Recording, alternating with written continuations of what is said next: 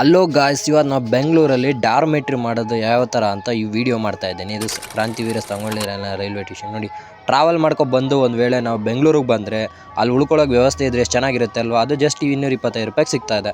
ಅದೆಲ್ಲಿ ಅಂತ ನೋಡೋಣ ಬನ್ನಿ, ಒಳಗಡೆ ಹೋಗೋಣ ಡಾರ್ಮೆಟ್ರಿ ನಡ್ಕೊಂಡು. ನೋಡಿ, ಟ್ರಾವೆಲ್ ಮಾಡಿ ಬಂದಾಗ ಯೂಶ್ವಲಿ ರೈಲ್ವೆ ಸ್ಟೇಷನಲ್ಲಿ ಒಂದು ಟಿಕೆಟ್ ಇರಬೇಕು ಗಾಯ್ಸ್. ನಾವು ಟ್ರಾವೆಲ್ ಮಾಡ್ಕೊಂಡು ಬಂದಿರೋದು ಇಲ್ಲ ಬುಕ್ ಆಗಿರೋದು, ಅದಿದ್ದರೆ ಮಾತ್ರ ಡಾರ್ಮೆಟ್ರಿ ಸಿಗೋದು.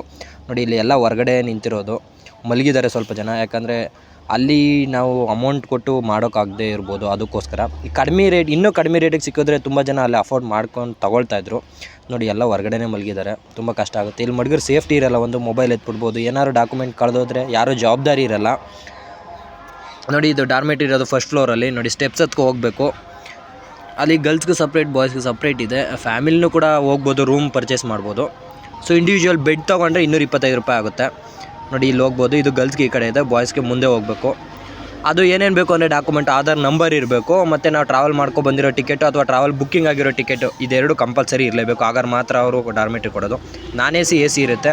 ಮತ್ತು ರೀಫಂಡ್ ಅವೆಲ್ಲ ಅಮೌಂಟು ಕಟ್ಟಿಸ್ಕೊಂಡಿರ್ತಾರೆ, ಅದನ್ನ ವಾಪಸ್ ಬರಬೇಕಾದ್ರೆ ವಾಪಸ್ ಕೊಡ್ತಾರೆ. ಈ ಇನ್ಫಾರ್ಮೇಷನ್ ಯೂಸ್ಫುಲ್ ಆಗುತ್ತೆ ಅಂದ್ಕೊಂಡಿದ್ದೀನಿ.